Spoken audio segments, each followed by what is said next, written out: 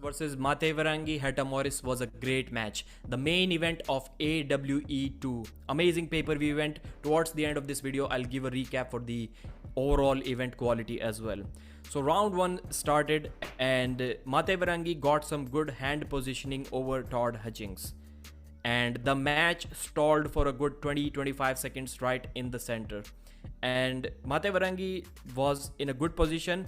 When he tried to go sideways, he was just hitting a brick wall. Todd was not moving. Todd tried to go sideways with his side pressure without his hand, and Matevarangi was also not moving. But then Todd realized that he needs to wait here patiently. He needs to tire his opponent out, and that's what he did exactly. He waited there patiently and slowly brought him down, and then there was a parallel pin called by the referee. So 1-0 Todd Hutchings. At this time, it was clear that Todd is going to win this match, but it is really close. This is not a mismatch by any means. Mismatch in terms of score, but mismatch not in terms of the strength gap between the athletes. Second round, once again inside the straps. This time Todd Hutchings tried to pin him, tried to go sideways, but he did a massive elbow foul while trying to do that. So Matevarangi was still hanging him up with his open arm top roll. And the good thing was that Heta Morris was not in this deep under the table King's move. He was just in this open arm top roll, standing up and stopping Todd Hutchings. That was really impressive from the New Zealand arm wrestler, the 165 kg beast. After the restart, at first it was given as a pin to Todd, then the referee reviewed it and it was a foul on Toddzilla. Then they asked if Todd wants to have a protest. If he doesn't, then it will be one foul on him.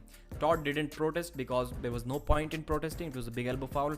After the restart, Todd Hutchings once again went into that position sideways without his wrist, and this time he pinned him pretty fast, but it was another foul.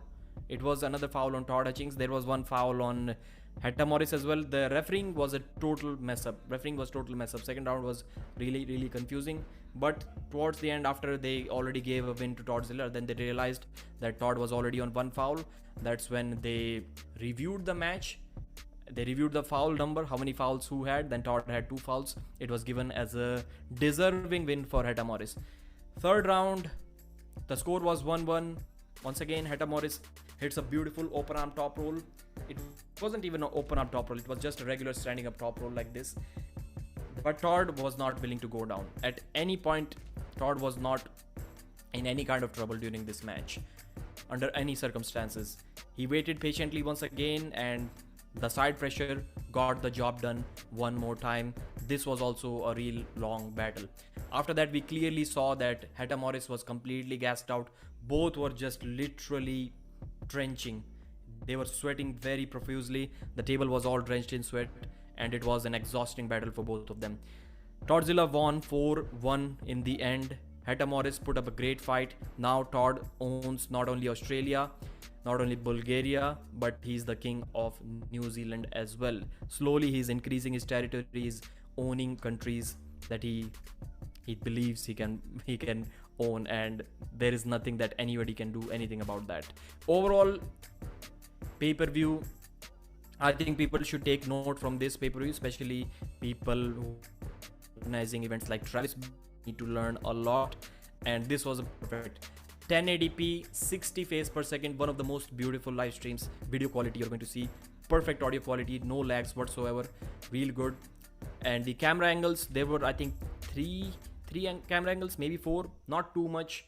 It was cool. Most of the time we viewed the match right from the side of the table, which is the by far the best camera angle.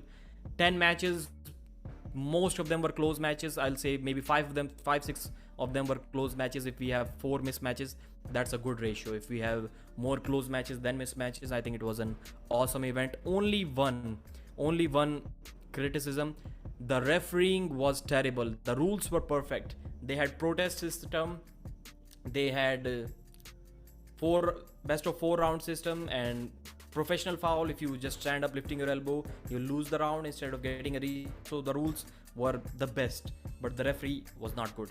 The referee needs to be replaced or trained. He made a ton of mistakes, and sometimes he didn't even know what he was doing. Referee, if you are watching this, please don't take this to heart. I'm giving just a feedback. Train a little bit under those rules. Maybe these rules were new to you, and please explain the shoulder below the table if it is allowed or not, because Ryan Bowen was in a deep King's move.